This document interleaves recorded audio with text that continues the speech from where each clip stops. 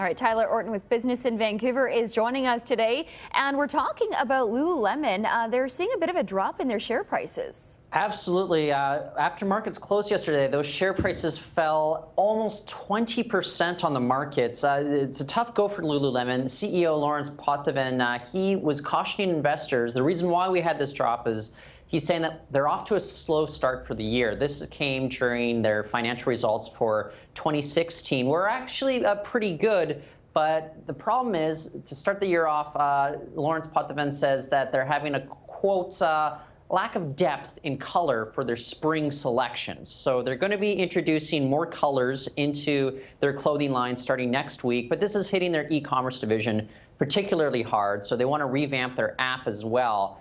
It's all kind of bad news, despite the fact that their fourth quarter financial results for 2016 revealed that revenue was up 12% and that profit reached $136 million US. So it's a good news, bad news situation. But I have to say, with a 20% drop in share prices, and mostly bad news for Lululemon this week.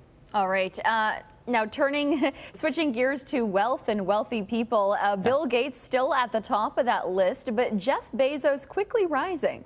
Yeah, he just pocketed $1.5 billion to his own personal fortune this week, and it came after the Amazon CEO ended up not finalizing, but announcing a deal to acquire Dubai-based e-commerce giant Souq.com. That's a deal that some people are reporting could be worth as much as $650 million.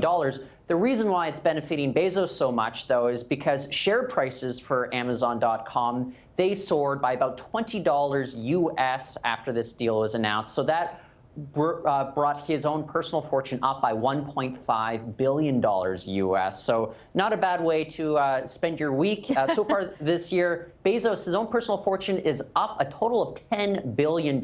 So wow. He's worth $75.6 billion right now, according to Bloomberg. So he's having a good start to the year, I would say. Much better start than Lululemon had. For sure. So that puts him right underneath Bill Gates. Is that correct? Yeah, right underneath Bill Gates. Bill Gates is still beating him by about $10 billion, so he's got a ways to go. But at this point, Bezos, he's been on a roll this year. I wouldn't be surprised if we saw a little bit of a shakeup for that #1 spot by the end of the year. All right. Tyler Orton with Business in Vancouver joining us today. Thanks, Tyler. Thank you, Sonia.